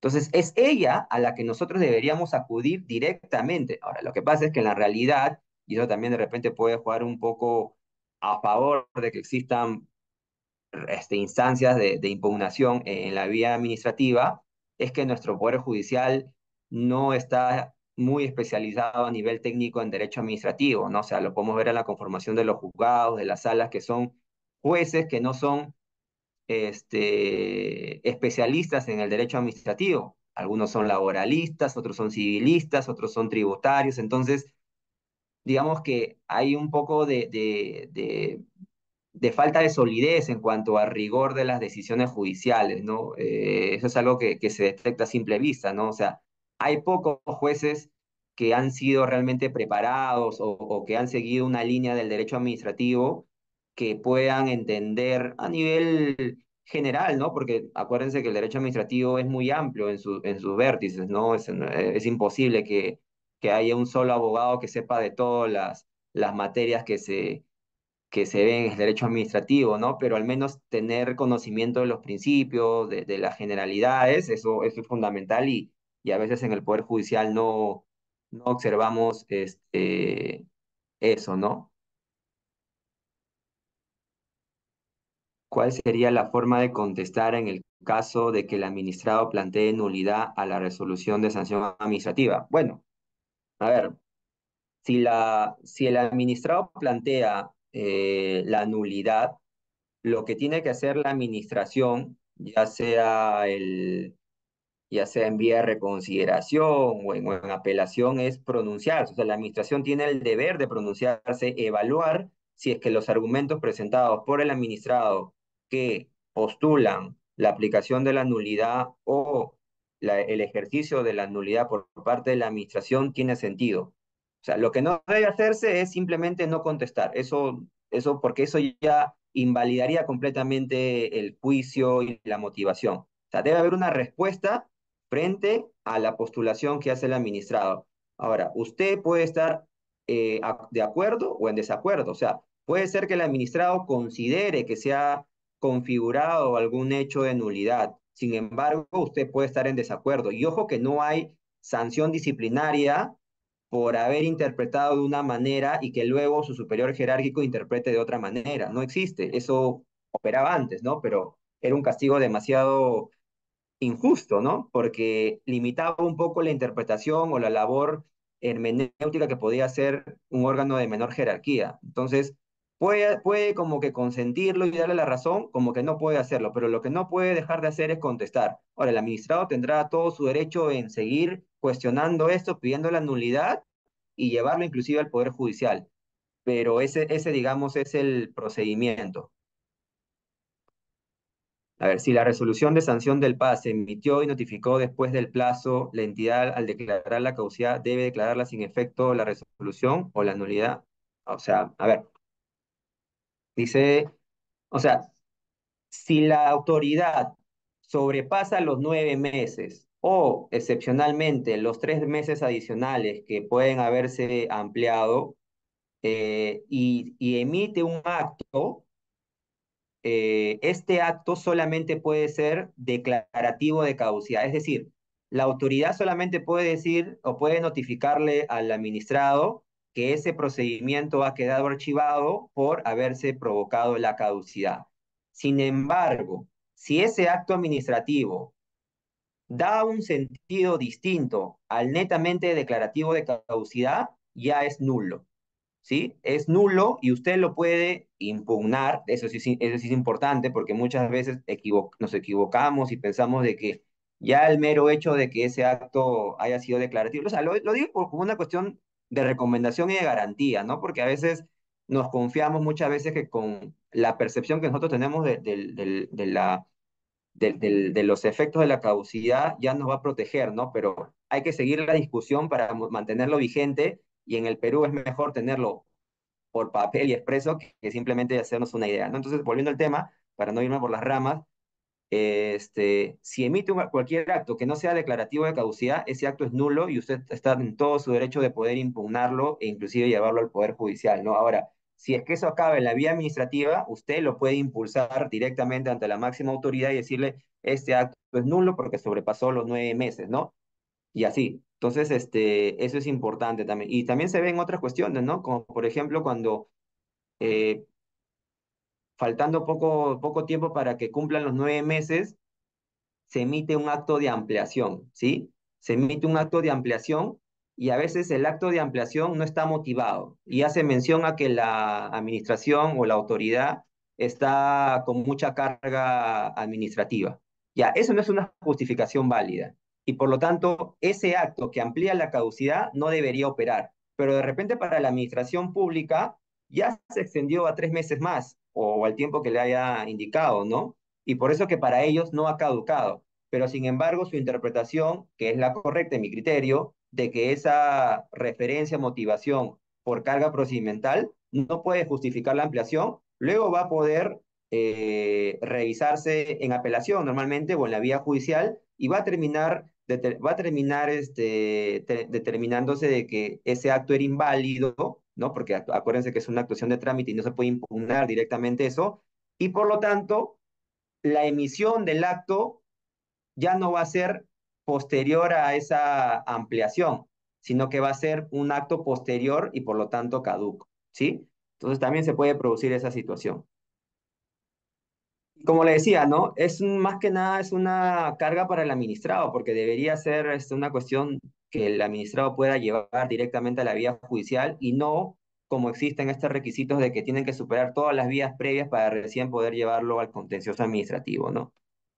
Bueno, y tenemos 3 tipos de recursos administrativos, que son la reconsideración, la apelación y recurso extraordinario de revisión, ¿no? La reconsideración, acuérdense, está fundado en nueva prueba, ¿no? Eh, a ver, la nueva prueba es indispensable que exista para ir en vía de reconsideración. De hecho, el recurso de reconsideración ha sido pensado de esta manera, ¿no? Porque va a ser el propio órgano que emitió el acto quien, valga la redundancia, reconsidere su decisión, pero la va a reconsiderar únicamente en función a un hecho que no haya sido valorado por su parte durante todo el procedimiento administrativo, ¿no? Eh, si no, no tiene sentido. O sea, si es una cuestión que ustedes dicen, no, que no consideró tal principio o tal derecho o tal artículo, ya es una revisión legal, es una revisión normativa y la vía para eso es la vía de apelación. Pero muchas veces en el ánimo de agotar todas las vías, a veces queremos ir por la reconsideración sin tener un hecho o una nueva prueba, pero también podemos correr el riesgo de que nos declaren improcedente, porque en el recurso de reconsideración, digamos que hay un espacio de revisión de la procedencia. Entonces, tengamos mucho cuidado de poder plantear este recurso siempre con la seguridad de que existe un hecho o una nueva prueba que invite al mismo órgano a reconsiderar su decisión y obviamente a poder mantenerlo o cambiarla, ¿no? Porque puede ser de que tengamos el hecho y pasemos la procedencia, pero también que el mismo órgano señale de que a pesar de esa nueva prueba, eso no varía o modifica el recurso, ¿no? La decisión que ha tomado. Y bueno, nos queda todavía la vía de la apelación, ¿no? Donde sí podemos revisar absolutamente todo, podemos revisar si es que hay una cuestión de derecho como también de hecho, ¿no? Puede ser directamente luego de la emisión del acto de primera instancia o puede ser luego de la emisión de la resolución de reconsideración. Los plazos son 15 días y 30 días para resolver. En algunas entidades ese plazo ha variado. Me parece que en el OCIPTEL el plazo para resolver la reconsideración es de 15 días también y no sé en cuántas otras entidades, pero en general se mantienen los 30 días para las administraciones públicas. Creo que hubo una última modificación en el tubo de LEPAS que recortó ese plazo, vino del Congreso. La verdad que cuando revisé el proyecto de ley y luego la ley no le encontré mucho sentido, pero bueno, es una cuestión que ya está, ¿no? Teniendo el Congreso que tenemos. Y bueno, y finalmente tenemos el recurso de revisión, que es un recurso extraordinario, ¿no? No, hábiles. Siempre son hábiles. Nunca, estos plazos no son naturales, calendarios, son siempre hábiles, ¿no? Siempre contabilicemos hábiles, por eso es importante. Inclusive hay una calculadora de plazos que los proporciona el Estado peruano, está en la página go.p. Ustedes pueden ubicarlo, ahí se llama contador de plazos, me parece. Y lo que mucha gente hace, y es mi recomendación también, es si es que ustedes tienen alguna duda sobre los plazos y cuándo finalizan o cuándo vencen, o sea, lo pueden, digamos, también adjudicar ahí como nueva prueba, digamos, por mayor seguridad, ¿no? Porque digamos que ahí hay una cuestión de predictibilidad, que es el mismo Estado quien está brindando las garantías de que el conteo es el correcto, ¿no? Entonces también puede ser una recomendación. La resolución, digamos, o sea, la demora del plazo no provoca el silencio administrativo positivo, provoca el silencio administrativo negativo y por lo tanto ustedes pueden tomar esa, digamos, esa ficción que crea para, como esa, digamos, es una denegatoria fáctica para poder impugnarlo. O sea, no tienen que esperar permanentemente en el tiempo la decisión de la administración pública, ¿no? Pero tampoco es que te otorga un silencio administrativo positivo, eso hay que dejarlo claro. Y como le decía, el recurso de revisión, que es un recurso extraordinario, que ya está acotado y está limitado a ciertas entidades y a ciertos procedimientos, pero todavía existen, ¿no? Para ciertos procedimientos administrativos. Y eso es todo.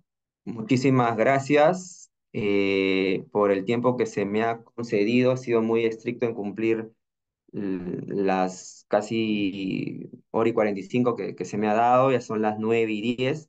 Le agradezco a la organización por haberme dado esta oportunidad de poder compartir con ustedes estas lecciones sobre la revisión del acto administrativo y también de los recursos administrativos. Como le dije, traté de ser lo más conciso posible porque son dos instituciones que tranquilamente podrían llevarnos dos clases separadas, pero entiendo también la extensión que dan a estas clases, ¿no? Y les agradezco por haber estado conmigo, acompañándome hasta estas horas de la noche, sobre todo un sábado, y nuevamente las felicitaciones a la organización por la organización nuevamente y también por la convocatoria. Muchas gracias. Muchísimas gracias, doctora, a usted por la excelente ponencia. Dado que nuestros participantes han quedado satisfechos, gracias. Esperamos contar con su participación en nuestros próximos eventos académicos. Estamos en contacto, doctor. Saludos, Muchas doctor, a la gracias. distancia. Bien, doctor. Gracias, doctores, a cada uno de ustedes por habernos acompañado en esta sesión del día de hoy. Estamos culminando nuestra quinta sesión. El día jueves estamos continuando